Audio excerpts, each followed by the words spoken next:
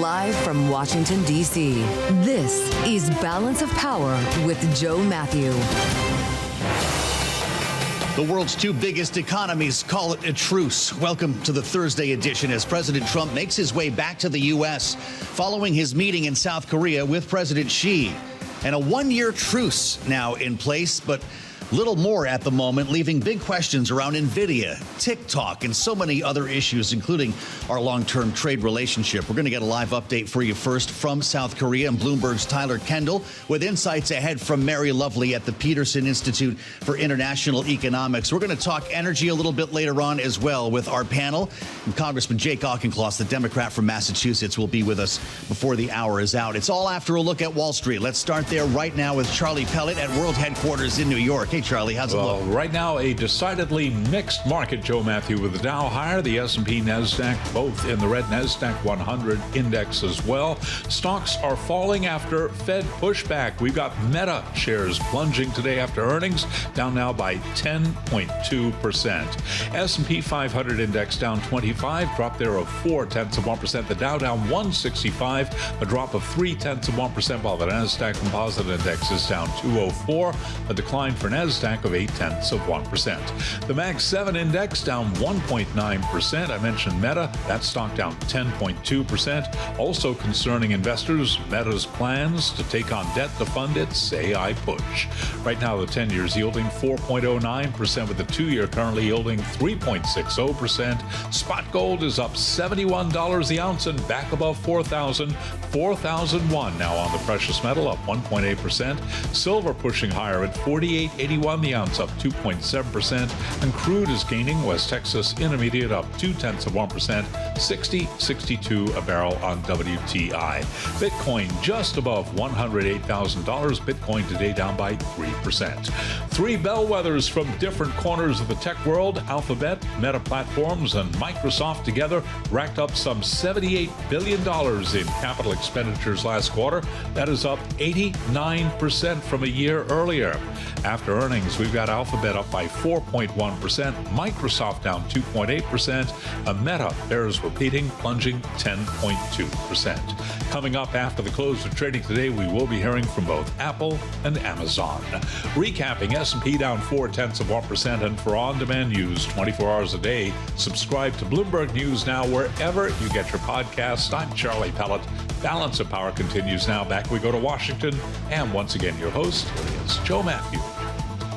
Many thanks, Charlie. Good to see you. Charlie will have more on the markets in just about 20 minutes' time. And he's right. It's going to be a doozy of an after-hours session once again. Apple, Amazon. We get 5 of the Mag 7 this week alone. 3 last night, 2 more tonight. We're going to be talking about that quite a bit coming up in the late edition of Balance of Power that starts at 5 p.m. Eastern Time. Hopefully we'll have conference calls rolling by then, and we will definitely have stock reactions to those results. It is the day after the meeting. President Trump is in the air, and he's on his way back to Washington. He should be on the ground about 2 hours from now. On this Thursday, it is the 30th of October, if you can imagine that, a rainy day here in the nation's capital, as the president comes back home from South Korea and the Senate heads for the hills after another less than fruitful week in keeping the government open. We are now closed for 30 days. With, again, no signs of this ending. So thanks for joining us here on the Thursday edition of Balance of Power here on Bloomberg TV and radio. The meeting lasted an hour and 40 minutes, roughly, between President Trump and President Xi. All of the president's lieutenants were there. Lutnick, Bessent, Rubio, Greer, Wiles, even Perdue, yes. The ambassador to China, David Perdue, was there. And within an hour of that meeting ending, the president was on Air Force One talking with reporters. This was the first readout that we got on what happened. Listen to Donald Trump. I thought it was an amazing meeting.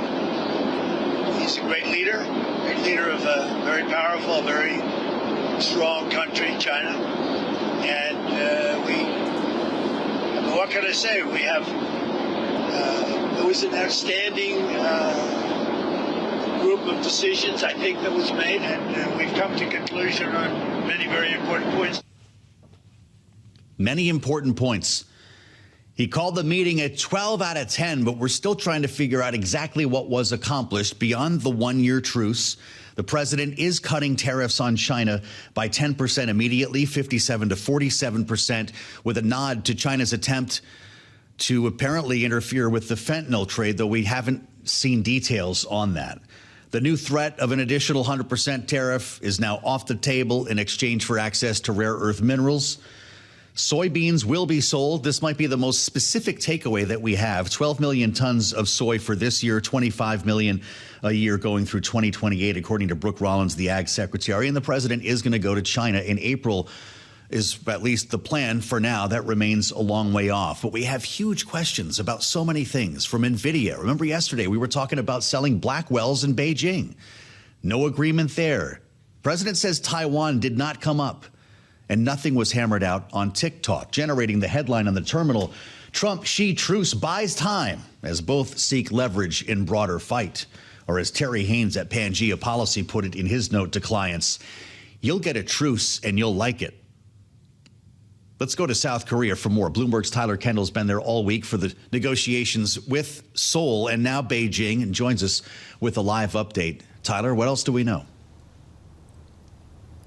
Hey, Joe. Well, you really set this up perfectly. We are seeing this easing in tensions, but at the end of the day, the root causes that led to this standoff between the U.S. and China really haven't been resolved, particularly around national security, the greater issue of unbalanced trade, and of course, as both countries are jockeying for dominance when it comes to the tech sector. Now, you laid out some of the deliverables that we did get this meeting. We should keep in mind that there's actually a broad array of tariffs on China imposed by the U.S. Some are from a Section 301 investigation into unfair trade practices. Others are Section 232 tariffs enacted on sector in specific. But then some are related to fentanyl. That 20% tariff related to fentanyl now being cut in half. But as you mentioned, we are going off of a pledge President Trump said that he got from Chinese President Xi Jinping to curb what's known as those precursor chemicals that go into the drug. And then lastly, there's that so-called reciprocal tariff rate that's been on China. It had the threat to be ratcheted up. Now it is going to be extended at 10%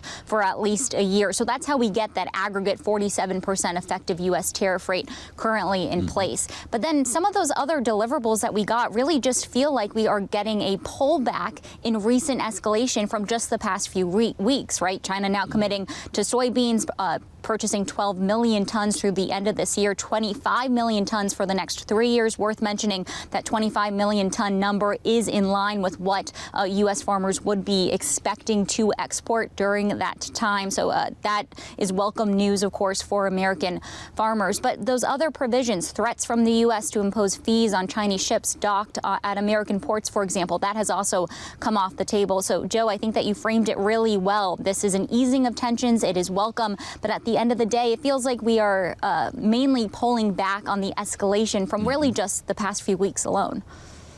Fascinating. Tyler, there was talk of a energy deal in Alaska, that China would be buying oil and gas. The president says Chris Wright, Doug Burgum, and our respective energy teams, according to his Truth Social post, will be meeting to see if such an energy deal can be worked out. So nothing is on paper yet, right?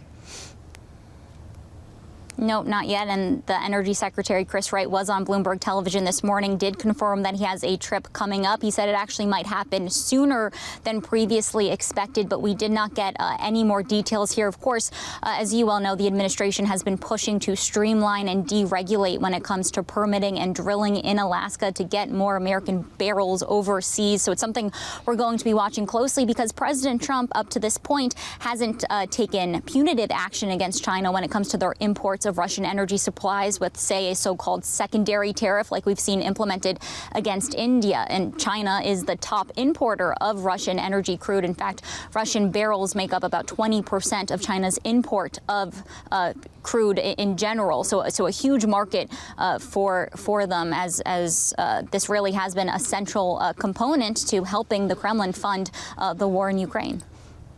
Yeah, great stuff. Tyler, we're so lucky to have you there. Tyler Kendall, still in South Korea for the aftermath of the APEC summit and President Trump's meeting with President Xi. We'll have more from Tyler as we make our way through the day here, and the president makes his return to the U.S. Clutch analysis from the former U.S. Treasury Secretary Larry Summers. He talked to David Weston just a short time ago following the meeting. Here's what he said. I think the most important thing is what didn't happen. this situation didn't spiral out of control into massive confrontation and economic conflict. And it was managed in a way that avoided what potentially could have been very unfortunate and destabilizing outcomes. And that's the good news, and I think it genuinely is good news. Glass half full.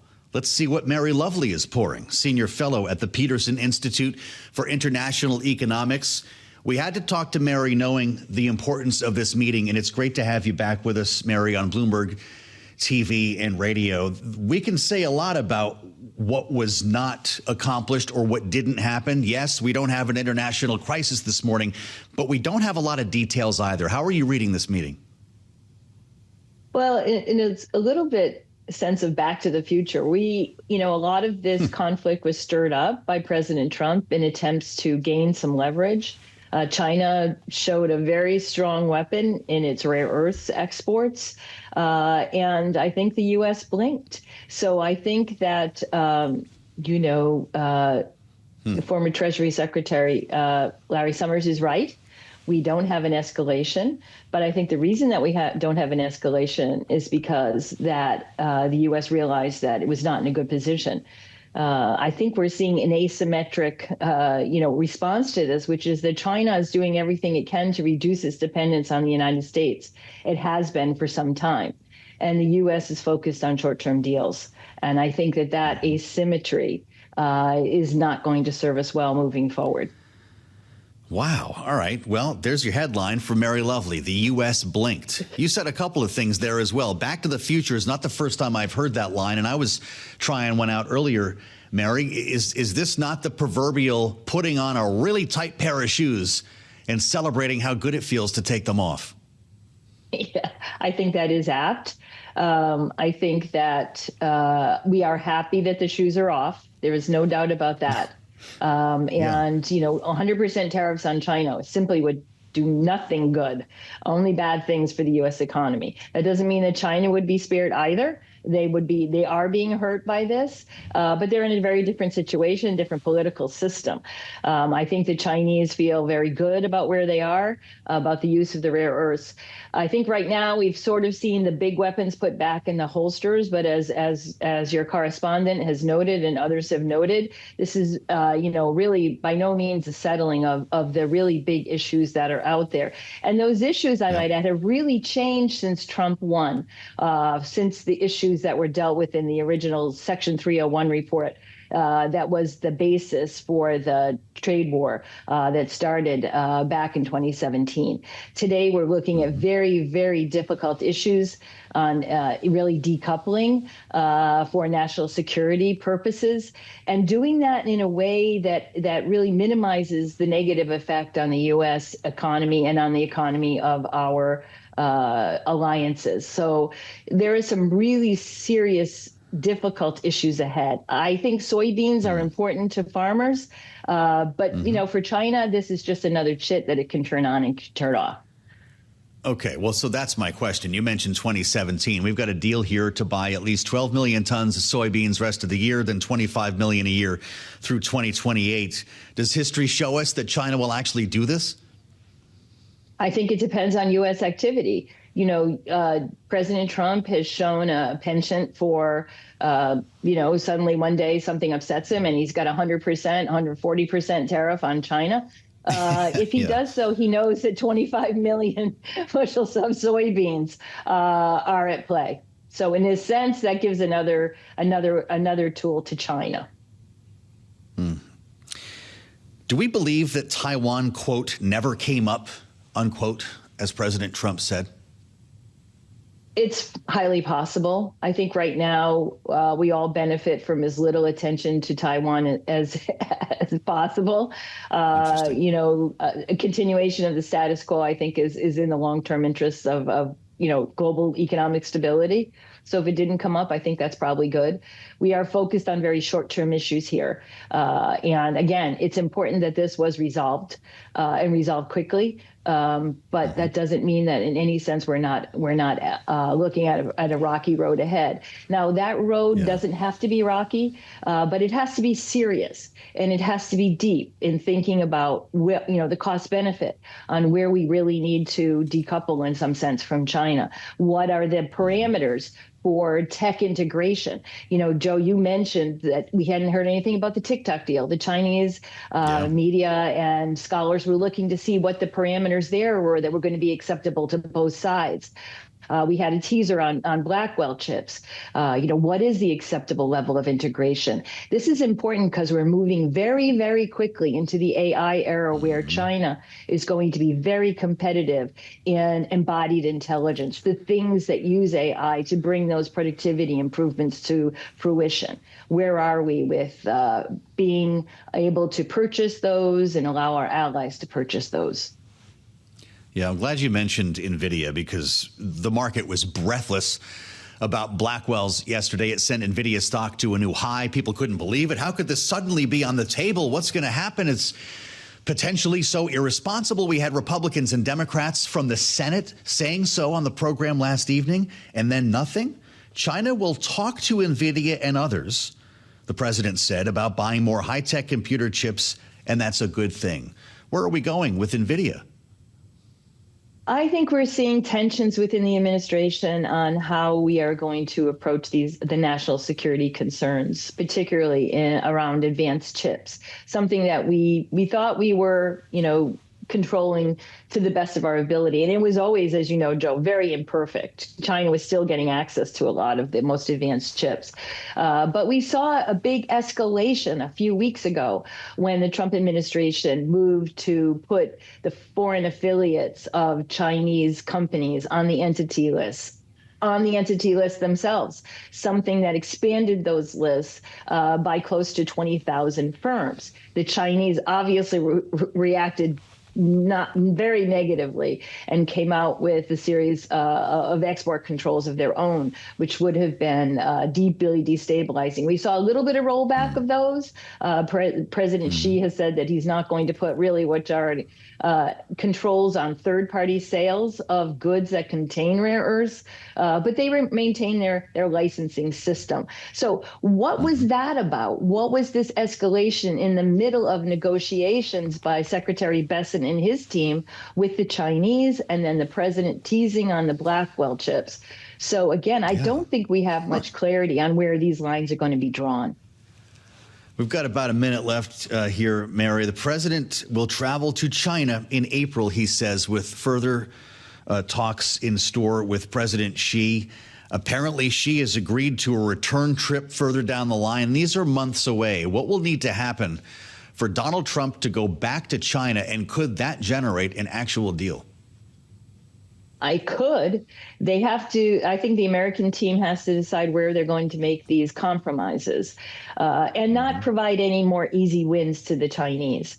The Chinese have always had, in a sense, short-term escalation dominance, as Adam Posen has written. And here we need to really be careful not to give them any more tools. And that means that the U.S. needs to continue to do the hard work of raising its own economic resilience. And we're starting to do that, looking for alternative deals on critical minerals. But we know those are something that can't be just snapped into place.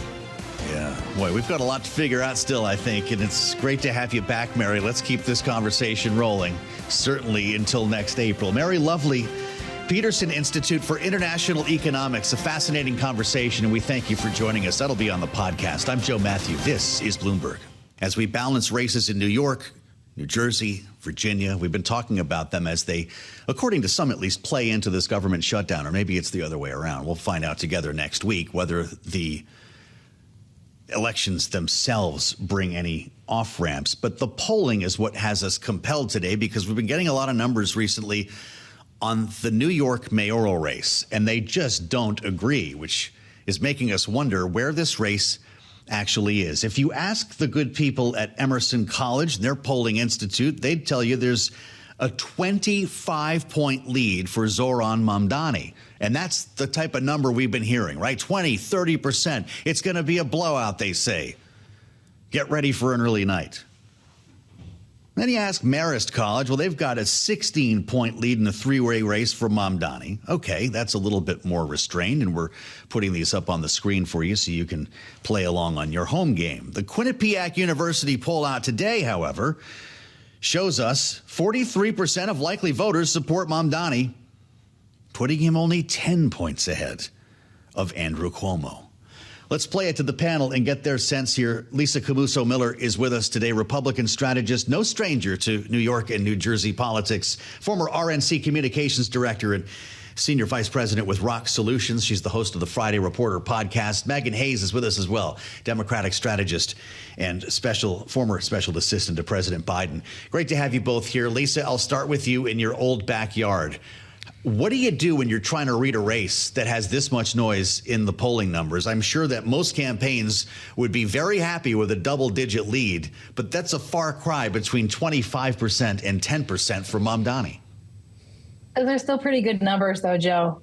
It's going to, I think it's going to come out to turnout. Sounds like early voting is really happening strong in a lot of it sounds like Brooklyn is really leading the race here. Staten Island and the Bronx are also lagging behind. So it's going to come down to what the issues are. And the issues are street safety and economic stability. And those are the ones that are really going to be interesting to see who comes through. But, my money has got to still be on Mamdani all the way, even though Cuomo really does have an operation. He has a political operation that he's used and used well over time. New York City is a far different animal than New York State.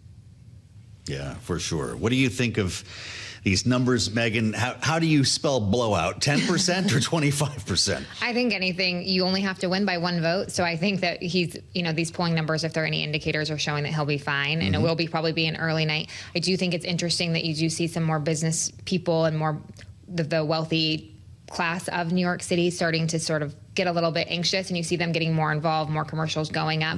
So I think it's a little too late for that, but I do think the early vote the numbers are already staggering to what they have been in the past. Well, let's talk about Andrew Cuomo here for a moment, who, by the way, was endorsed yesterday by Michael Bloomberg.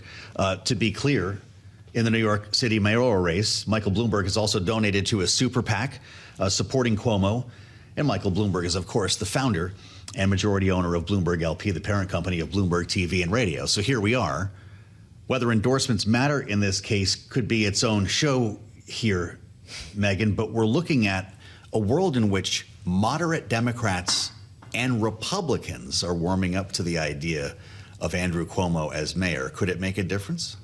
I just think it's a little too late. And I think a three-person race, it's interesting because people wanted Curtis Lewa to drop out, but I'm not sure that really makes a difference if Republicans are going to vote for somebody or they're going to vote for Cuomo.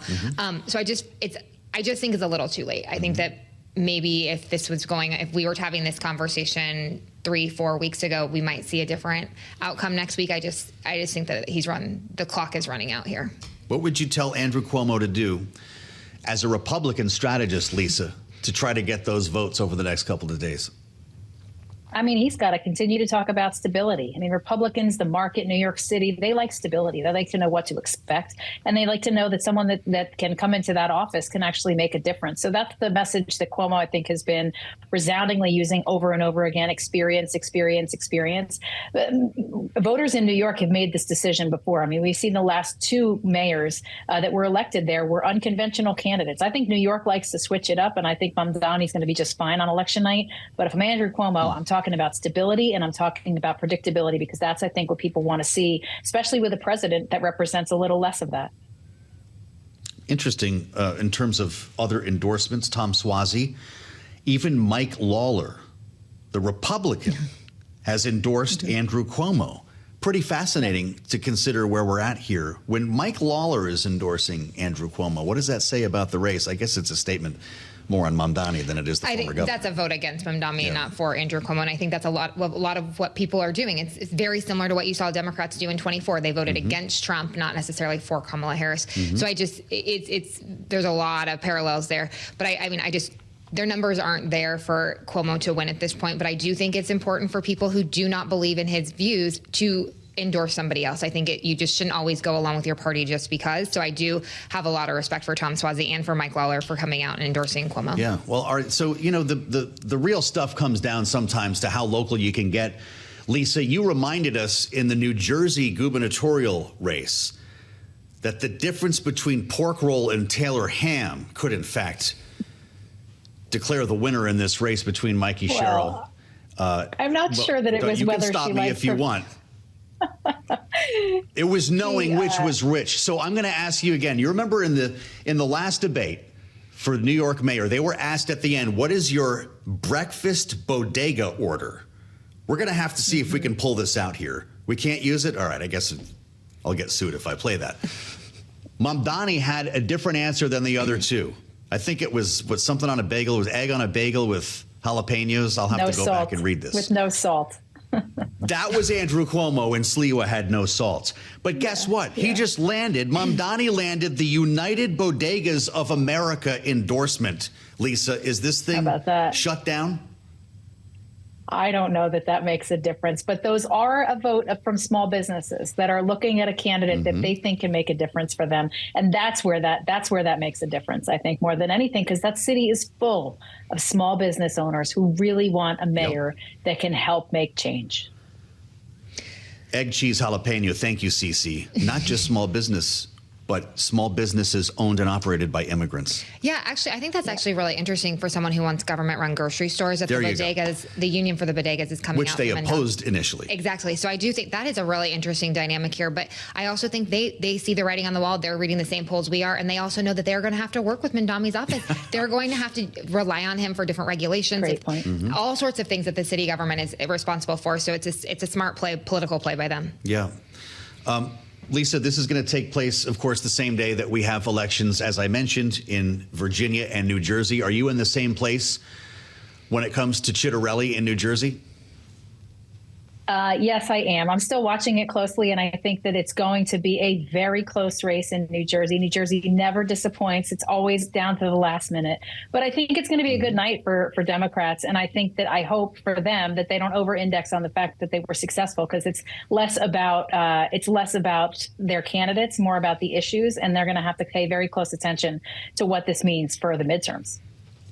I think you're expecting a blowout for the Democrat in Virginia, Abigail Spanberger. How about New Jersey? How come Mikey Sherrill is not doing better right now?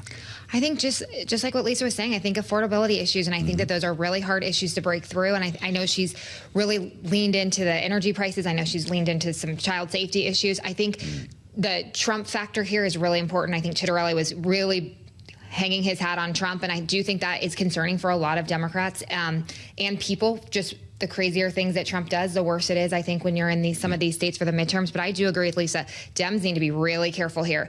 If they are victorious, like it is showing that they might be, they need to really watch and really hone in on those affordability issues leaning into the midterms and not just get comfortable. Understood. Did she have the energy, the charisma? Is she the right candidate? Because there's been a lot of questions about candidate quality here.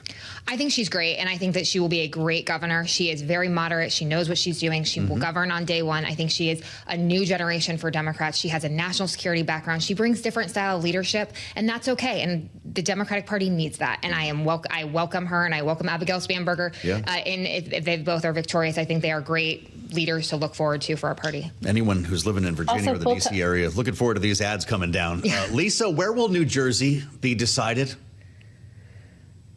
I think I'd pay very close attention to North Jersey, right in the shadows of Wall Street, where folks live. I mean, Bergen County will always go Republican, but some of those other northern counties went for Trump last go around, and so that's going to be where we're going to have to watch and see.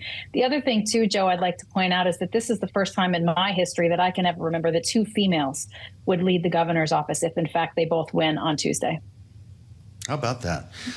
Producer James reminds us the Emerson poll that I mentioned for the New York mayoral race has numbers on New Jersey gubernatorial. Sherrill is 49-48 over Chitterelli. Is that how close this race is? Yeah, I think so. I think it's going to be extremely close. It might be more than 1 point, but it is going to be close, and it will not be called right away. You know how some of these are just called right when the polls close. I think it's going to go 10, 11, maybe even midnight. So I think that Virginia and New York will be called much earlier, but I think we're in for a little bit more of a wait for New Jersey. You see this as a 1 point contest, Lisa? I think it can be very close. I mean, Joe, I hate to say it out loud, but it's the kind of thing. Last time Jack Ciattarelli ran for governor, he was so close that they had a recount. So I think that there's going to be a lot of, it could be a late night. We could be well into days after the election. That's how close I think it's going to be in New Jersey.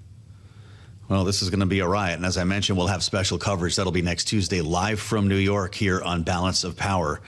Many thanks to our great panel. This is a great conversation and fun to get ready for these elections with Lisa Camooso Miller and Meghan Hayes. We thank you both. We've got another breaker here on the terminal. The FAA has just issued a ground stop for Washington Reagan National Airport.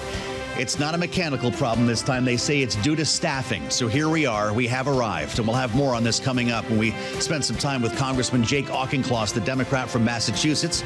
Up next here on Balance of Power, only available on Bloomberg TV and radio. As we follow the Thursday trade here on Balance of Power, thank you for joining us here on the Thursday edition on Bloomberg TV and radio. We've got a ground stop, another one, at National Airport, Reagan National here in D.C. That's DCA if you want the airport code, and it's not new. We've been seeing a lot of ground stops there. Yesterday, there was one. In fact, it was blamed on military activity. Today, it's a different matter. It's due to staffing.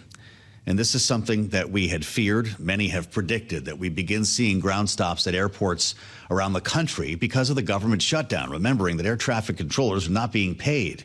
Many are working 60 hours a week, already were, and suddenly they're doing so without a paycheck. Of course, they will be made whole, presumably, when this is over. But the unions are already squawking, and we have seen some slowdowns at airports. We've seen a lot of delays and cancellations, but not a full-on ground stop like this, certainly in the nation's capital due to staffing. This is going to be the subject of a meeting taking place today at the White House, by the way. There's a live view of National Airport if you're with us on Bloomberg TV. J.D. Vance, the vice president, will be holding forth with the CEOs of American and United Airlines, and will also be with Transportation Secretary Sean Duffy and Chris Sununu, who now runs, as he told us in person on a recent edition of Balance of Power, the airline trade group that will all be part of this conversation today. Whether something comes from this in terms of a new policy or a way to pay air traffic controllers is another matter. But it's where we start our conversation with Congressman Jake Auchincloss, the Democrat from Massachusetts, importantly serves on the Committee on Energy and Commerce, which oversees the FAA, among many other important entities. And he's with us now on day 30 of the government shutdown. Congressman, it's good to see you. How concerned are you, or maybe you can even tell us based on what you're hearing, of more events like these happening around the country? Inevitable. The air traffic controls have been warning about this. They're working without being paid. Contrast that with Speaker Johnson, who's being paid without working. The Speaker needs to call the House back into session. I will go to Washington today, probably by train, not by airplane, and start negotiating with Republicans. Before this shutdown, I offered a series of proposals to get to yes, from reversing the worst of the Medicaid cuts to funding local law enforcement to giving Congress a vote on tariffs. And it's been radio silence since then. The president and Republicans are in charge. This is their responsibility. Well, you know, it's something. The House has been out. You probably know more than better than I, Congressman. I think 45 days since before the government actually shut down, having passed the clean CR. And the Speaker's rhetoric remains the same. We've done our job. You let us know, United States Senate, when you're ready to do yours. But we have heard that John Thune is preparing to start talks with some rank and file Democrats. Do you have any sense that that's true, or when that might start? I do think that's true, and we need to get to yes. And again, the proposals that I and other Democrats in the House put forward are not partisan proposals. I mean, allowing Congress to vote on the tariffs, which have been the biggest tax hike in modern American history and that were imposed unilaterally and illegally by the president, is not exactly like a lefty talking point. I mean, that is just right down the middle of constitutional governance and the middle class. Tell us more about what's happening in the air traffic control towers and what could be done to prevent massive closures. You said it's inevitable that we'd see things like this. Can anything be done to contain these ground stops at airports if, in fact, controllers stop showing up? I don't want to conjecture. What I can say from my time talking to air traffic controllers when I was on Transportation and Infrastructure, the committee with jurisdiction, is that when you have these government shutdowns, the air traffic controllers will start taking other types of jobs to make ends meet and will call out in order to go to those other jobs. They got to put food on the table for their family. They got to make rent. And that will lead to staffing shortages, which creates unsafe conditions, which creates ground stops. And here we are with potentially more in the offing. Does November 1st matter anymore, Congressman? That's open enrollment, of course, and potentially the end of some SNAP benefits, the beginning of the end. But now there are efforts to try to overcome those legislatively, at least in terms of the SNAP benefits, as another potential pain point is taken off the calendar. What do you think is going to happen when we get into the new month? Yes, it matters. The president calls it a Democrat program, SNAP. It's not. It's a program for children. 2/3 of the recipients of SNAP are families with children. This is about kids going to school with a full belly. And illegally withholding those SNAP funds is callous and cruel. Your governor's taking action on this, right? Is Maura Healey going to manage to bridge the gap here? Obviously, we don't know how long the gap might be, Congressman, but it looks like a lot of governors, a lot of states are stepping up. Governor Healey's always stepping up, whether it's backfilling science funding, whether it's energy after the president arbitrarily canceled offshore wind permits, now with SNAP benefits. She's always patching holes and protecting Massachusetts, but she can't cover the full gap on SNAP. No governor can. This is a federal program. It's federally funded. It needs to be federally delivered. As we spend time with Congressman Jake Auchincloss, we want to tap your experience, Congressman, when it comes to geopolitics and the Pentagon. Of course, you are a combat Marine veteran, and we'll remind our audience that you commanded an infantry in Helmand Province in Afghanistan in 2012, as well as a reconnaissance unit in Panama in 2014. The president yesterday, before he sat down with President Xi, took to Truth Social to talk about resuming nuclear tests here in the United States. I suspect you saw this. It's a pretty big deal, directing the Pentagon to test nuclear weapons for the first time since 1992. We're unfortunately not sure exactly how this is going to work, though. He said that testing should occur, quote, on an equal basis, unquote, with Russia and China. Is this a smart move, and what would it accomplish? Nothing. He's trying to saber rattle to distract from the fact that he started a trade war with China and American farmers are now losing it, because soybeans are more fungible than rare earth minerals. And so China gained leverage over the United States rapidly this summer and has now used it to cause Trump to tuck his tail between his legs. And as he always does, he's trying to strongman his way out of that perception. But anybody who's paying attention sees it. Now, here's what he should have done. He should have embarked upon a bipartisan industrial policy focused on American energy dominance, adding 2 to 4 quads of energy production per year, including the necessary control over rare earth supply chains. Number 2, he should have used targeted sanctions and tariffs for the fentanyl export issue and for critical industries, and Congress has a lot of bipartisan legislation for that. And then finally, he should have inked a TikTok deal, again, according to congressional statute, that it gives Americans control over the most important media and information platform in the world. He has failed to do all 3 of those things, and so now he's trying to blow stuff up to make himself look tough. It's not going to work. Are you encouraged that Blackwell chips were not part of any deal-making yesterday? Well, I mean, the president took a stake in Nvidia's export of chips to the Chinese Communist Party. So he's literally trying to give the U.S. government like equity in equipping China to leapfrog us in AI inference. It's wow. His version of state-directed capitalism is going to enrich his family, that's for sure, with their crypto schemes, probably $5 billion worth. But it's not going to be good for America Incorporated. All it's going to do is sow further uncertainty amongst investors and entrepreneurs, when what these investors and entrepreneurs really need is abundant, clean, cheap, reliable energy. And this president has been inhibiting rather than amplifying that. That should be our industrial policy. Forget all of this crony capitalism. Focus on American energy. We could do a whole show on this, Congressman. This is fascinating to me. When it comes to the likes of Nvidia, Jensen Huang would say, hey, if we want to win the AI race in this country, you need to get the world on the AI stack. And that, of course, runs counter to folks like yourself, your opinions on this, where providing some of the highest end AI chips to China would in fact be a national security violation. Is Jensen Huang simply wrong about this?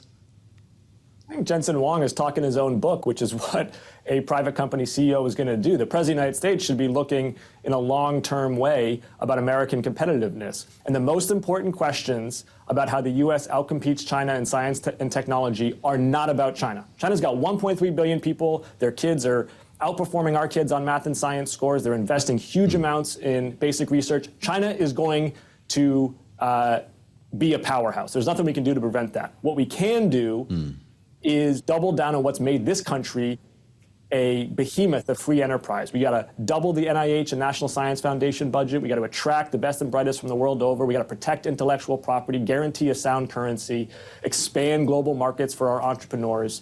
It's all the stuff that's simple but not easy. And this president is replacing it with, Trump Incorporated, where if you want to do business in America, you got to buy his son's crypto coins.